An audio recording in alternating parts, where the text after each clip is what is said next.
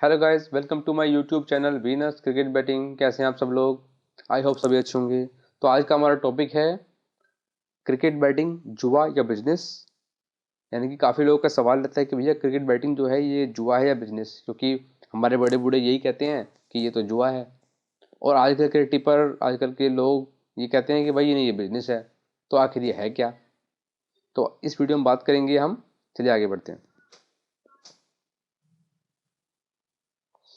तो आता है डिस्क्लेमर, आप इसको पढ़ लीजिएगा। मैं हिंदी में बोल देता हूँ। इस गेम में भैया पैसे का आर्थिक जोखिम का रिस्क है, अपने रिस्क पर खेलें। दूसरी बात, ये वीडियो सिर्फ उन कंट्रीज के लिए है जहां पर बेटिंग लीगल है। आगे बढ़ते हैं। तो देखो, अम, सबसे पहले तो आपको समझना ये पड़ेगा कि क्या गैम्बल है और क्या बिजनेस है। क्या चीज़ें हैं जो गैम्बल की कैटेगरी में आती हैं, क्या चीज़ें जो बिजनेस कैटेगरी में आती हैं। मैंने दो कैटेगरी बनाई है, एक लेफ्ट एक राइट। लेफ्ट में रखा है स्टॉक मार्केट, स्पोर्ट्स बेटिंग जो हम करते हैं, लॉटरी सिस्टम और क्रिप्टो करेंसी यानी कि बिटकॉइन एक्सेट्रा। इसको मैंने रखा है गैम्बल की श्रेणी में। राइट साइड में है real estate, shops, restaurant, industry, even jobs. ये सब चीज़ मैंने डाली है बिजनेस की कैटेगरी में। समझाता हूँ कैसे। देखो, जब तक आपको समझ में नहीं आएगा ना कि एक्चुअल में क्या गैम्बल है और एक्चुअल में क्या बिजनेस है, तब तक आप इसमें कंफ्यूज करोगे।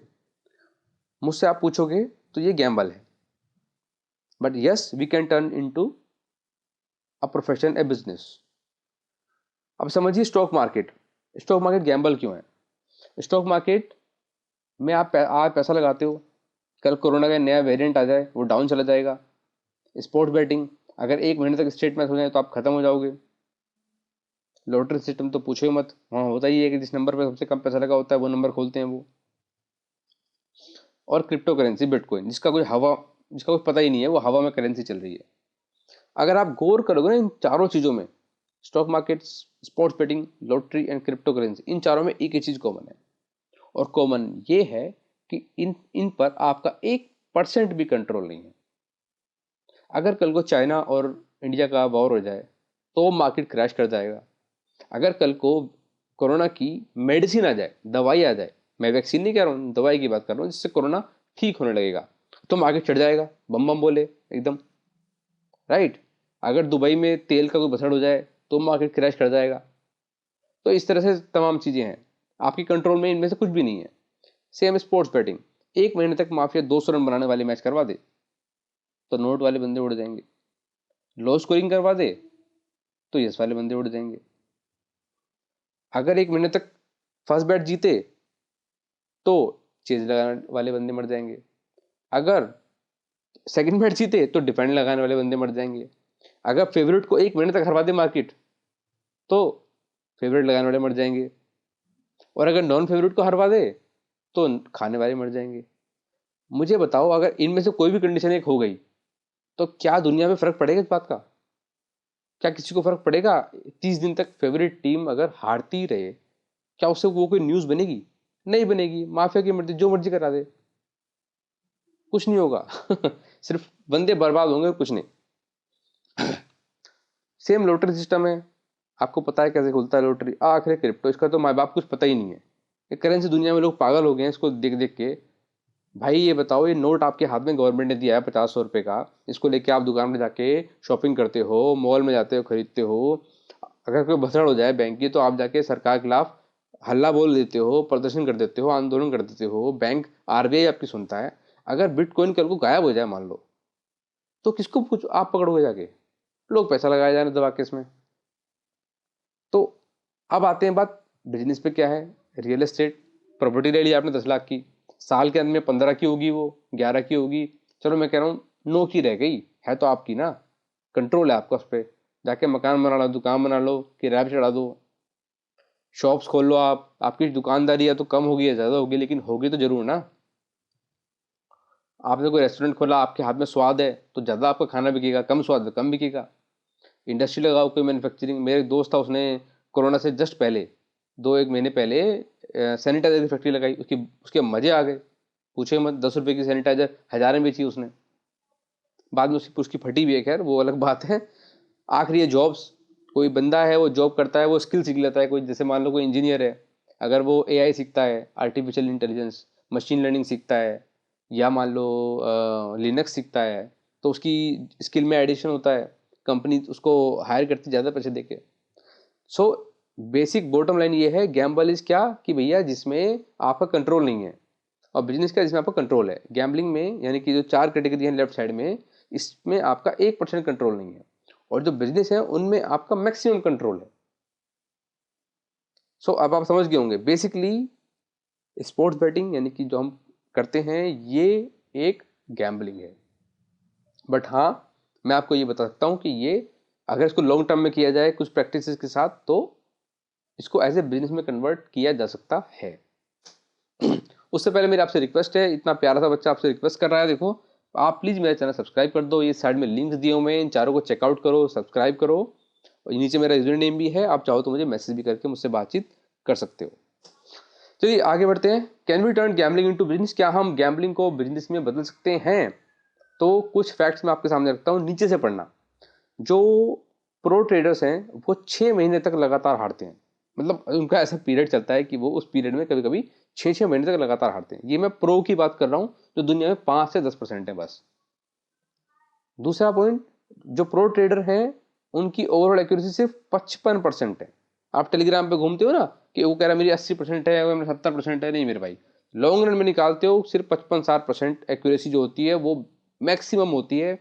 मैं आपको एक लिंक भी दूंगा डिस्क्रिप्शन में, पूरा का पूरा आर्टिकल है, आप जाके पढ़िएगा उसको। और 55% एक्यूरेसी कम नहीं होती, क्योंकि 100 में से 55 आप हटाओगे तो बचेगा 45, यानी कि 45 आपकी लूजिंग है, 55 आपकी विन की है, तो डिफरेंस जो आया वो 10% का आया। इसको आप ऐसा समझो, साल में मान लो आप 1000 बेट मारते हो, 1000 बेट तो मारते होंगे, 1000 मैच तो होते हैं साल में आराम से, चलो 1000 बेट हटा दो, 600 ले लो, 600 को 55% बैठेगा 330, और 45 बैठेगा 270, डिफरेंस हुआ 60 बेट का। अगर एक 10,000 की लिमिट से खेलने वाला 60 से मल्टीप्लाई आप करते हो, 6 लाख बैठता है। 6 लाख कम होता है? 6 लाख कमाने के लिए कैसे कैसे इंटरव्यू देने पड़ते हैं बंदे को, पता है आपको? आज मार्केट की इतनी स्थिति खराब है कि दुकानदारों को दुकान का किराया नहीं निकल रहा है, तो 6 लाख कम नहीं होता। स्टॉक मार्केट में बड़े बड़े इन्वेस्टर होते हैं, वो कहते हैं साल का 10 से 12% रिटर्न मिल जाए तो बहुत है भैया हमको। So 55% accuracy is very good. Third point है, yes you can but with time experience and skills. हाँ, आप गैम्बलिंग को बिजनेस में बदल सकते हो, लेकिन उसके लिए आपको समय लगेगा, आपको काफ़ी सारा एक्सपीरियंस इकट्ठा करना होगा, और आपको काफ़ी सारी स्किल्स सीखनी पड़ेंगी। देखो ये काम स्किल्स का है, आप कंट्रोल जैसे आपको आता है, पेशेंस जैसे आपको आता है, आप मैचेस पकड़ना स्टार्ट कर देते हो, तो वो एक स्किल है, उसको डेवलप होने में समय लगता है। देखो पहली बात तो मैं हर बंदे से यही कहता हूँ कि भैया इसको ना करो, क्योंकि काफ़ी रिस्की काम है, काफ़ी क्या बहुत रिस्की काम है। मेरा मानना है कि एक बंदे ने कहा भी था कि ये ऐसा है जैसे शेर के मुंह में हाथ डाल के पैसा निकालना। आप खुद ही समझ लो, अगर किसी फील्ड में 90% लोग अनसक्सेसफुल हो रहे हैं, तो जाहिर सी बात है उसमें और जो आपके फेवर में नहीं है, आपका वहाँ पे सर्वाइव करना मुश्किल है। बट फिर भी कुछ सक्सेसफुल ट्रेडर्स जो होते हैं, या जो लोग इस प्रोसेस को फॉलो करते हैं, वो लोग इस गैम्बलिंग को बिजनेस में बदल सकते हैं। उसके लिए क्या है, सबसे पहले आपके पास एक स्ट्रैटेजी होनी चाहिए, आपके पास एक गोल होना चाहिए, एक विजन होना चाहिए कि मैं अपने इस प्लान को ऐसे इंप्लीमेंट करूंगा। और उस चीज़ को इंप्लीमेंट करने के लिए उसके पास कुछ स्किल्स होनी चाहिए। स्किल्स क्या होनी चाहिए? नंबर 1 आते हैं पेशेंस। अब पेशेंस से कुछ लोग क्या बोलते हैं, भैया मैंने मैच की पहली बॉल पे ना बैट नहीं करा, मैंने टॉस नहीं मारा, मैं ना पेशेंस आ गया मेरे अंदर। कुछ लोग बोलेंगे भैया मैंने ना 6 ओवर तक आज बैट नहीं की, मेरे अंदर ना पेशेंस आ गया है। कुछ लोग बोलते भैया मैंने पूरा मैच नहीं खेला, मेरे अंदर ना पेशेंस आ गया है। कुछ लोग बोलते भैया मैं ना 7 दिन में से 2 मैच खेला हूँ, मेरे अंदर ना पेशेंस आ गया। नहीं मेरे भाई, ये पेशेंस नहीं होता। हाँ, कैटेगरी में ये भी आता है, लेकिन पेशेंस का सही मतलब कब होता है? जब आपका बुरा टाइम चलता है, जब आप लगातार लंबे समय तक हारते हो, फिर भी आप कंट्रोल ये रखते हो कि out of the way, out of the limit जाकर आप बैटिंग नहीं करते हो। देखो कई बार क्या होता है, जब बंदा एक पूरा टूर्नामेंट हारने पाया जाता है ना, तो वो क्या करता है, लास्ट के कुछ मैच बड़े बड़े लिमिट से खेलता है। ये काम मैंने भी किसी टाइम में किया हुआ है, इसलिए मैं अच्छे से जानता हूँ ये चीज़। तो जब आप लंबे समय तक हारने के बावजूद अगर आप पेशेंस लूज नहीं कर रहे हैं, आप अपने आप को मेंटेन किए हुए कि ठीक है यार, जो मैंने बनाया था उससे करूंगा, अगर मैं 3 महीने तक लगातार हार सकता हूँ, तो मैं 3 महीने तक लगातार जीत भी सकता हूँ। तो जो बंदा पेशेंस रख के चलेगा, जो कि बहुत मुश्किल है, I am telling you, very difficult. सबकी लाइफ में वो टाइम आता है, लोग 6-6 महीने तक ना खराब टाइम फेस करते हैं, जो मैच वो स्किप करते हैं वो उड़ जाता है, जैकपॉट बनता है, डबल ट्रेडिंग में बनता है, जो खेलते हैं वो डेड स्ट्रेट। तो ऐसे में क्या होता है, आदमी फ्रस्ट्रेट होता है, तो पेशेंस रख पाना बड़ा मुश्किल काम है। अगला पॉइंट है मनी मैनेजमेंट। मनी मैनेजमेंट में आता है कि आप बैंक रोल लें, बैंक रोल को चंक में तोड़ें कई सारे।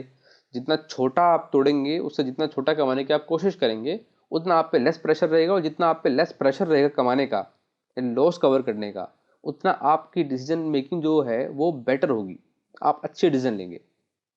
कई बार होता है ना, आपका जो है, अगर आपका रिस्क कम इन्वॉल्व है मैच में, या आपकी बुक हल्की बनी हुई है, तो आप क्या कहते हो कि ठीक है यार, इतना रिस्क तो अपन झेल लेंगे, कोई दिक्कत नहीं, आज लग भी गया ना पैसा, कोई बात नहीं। तो आप, क्योंकि आप कूल बैठे हो, तो आप अच्छे डिसीजन ले सकते हो। अगला पॉइंट है रिस्क मैनेजमेंट। रिस्क मैनेजमेंट क्या होता है? देखो ये सब स्किल्स हैं, ये सब ना कुछ लोगों से समझ में नहीं आएंगी, जो स्पेशली जो नए हैं, लेकिन जो 4-5 साल से इस काम कर रहे हैं, वो मेरी इस बात को अच्छे से रिलेट कर पाएंगे। रिस्क मैनेजमेंट क्या है? मान लो आप अ, कैसे मैच को खेलते हो। मान लो कोई बंदा है, वो 60 पैसे पे 70 पैसे पे पहले एंट्री लिया, फिर 50 पे लिया, फिर 30 पे लिया, वो रिस्क बढ़ा दिया उसने अपना पूरा। एक समझदार बंदा है, उसने एक 60 पे एंट्री ली, उसके बाद उसने मैच को एनालाइज किया, उसने देखा कि अब भाव 20 पैसा आ गया है, अभी तक भी उसने दूसरी बैट नहीं मारी है। वो ये रिव्यू करेगा कि यार यहाँ पे इस 60 पे खाने के बाद इसको 20 को खाया जाए, या इस पे उल्टा लगा के निकल जाया जाए। क्योंकि अगर ये मैच स्ट्रेट निकल गया और मैं खाया यहाँ से, तो मेरा जो रिस्क अभी 6,000 का है, मैं 20 पे फिर खाऊंगा, वो मेरे 10,000 का पहुंच जाएगा। मैं मिनिमम केस बता रहा हूँ, लोग इतना भी बिजनेस करते नहीं है, वो 60 के बाद 35 पे खा लेते हैं, 40 पे खा लेते हैं। तो जो समझदार बंदा है वो दूसरी तरीके से देखेगा, वो कहेगा यार ये मैच मेरे फेवर का नहीं जा रहा, मैंने 60 में खाया है, मैं 20 में लगाता हूँ, 4,000 का लॉस लेके निकल जाता हूँ मैच से। बनिस्बत के 60 पे खाया, फिर 35 पे खाया, फिर 20 पे खाया, फिर 5 पे खाया, पता लगा लॉस हो गया 15 का। तो एक बंदा है समझदार, जिसने अपने रिस्क को मैनेज किया, उसने कहा मेरे दिन आज नहीं है, पेटी बंद करता हूँ, 4,000 का लॉस लेकर निकलता हूँ, कल देखेंगे सारे बुकी को। एक बंदा है, उसने 15 का लॉस कर लिया आज, अब कल उसके दिमाग पे क्या रहेगा, मुझे 15 का लॉस कवर करना है। और जिसने 4 का लॉस कवर किया, उसको 4 का लॉस हुआ, वो कहेगा मेरे पास तो पड़े हैं पैसे अभी, देखते हैं चल आज फिर। और उस दिन अच्छा मैच हो गया, उसने सारा कमा लिया पैसा। तो ये रिस्क मैनेजमेंट में है, इसके ऊपर एक पूरा नया सेपरेट वीडियो बन सकता है, लेकिन उसमें बहुत समय लग जाएगा, तो इसलिए आगे बढ़ते हैं। अगला पॉइंट है वैल्यू बर्ड्स फाइंडिंग। आप 90 पे लगाते हो 10,000, 30 पे लॉस कट करते हो, 15 पे आप बुक सेट करते हो, तो आपके हाथ में आएगा 10 पे लगाया 90, फिर 30 पे लॉस कट किया बता 6,000, फिर 15 पे बुक बनाया, तो अराउंड आपके हाथ में शायद 5500-5600 रुपये आएंगे। दैट टू अगर वो सब कुछ आपके फेवर में गया। और एक बंदा है, उसने 50 पे खाया 10,000, और वो उल्टा 80 गया, उसने वहां बुक बना लिया।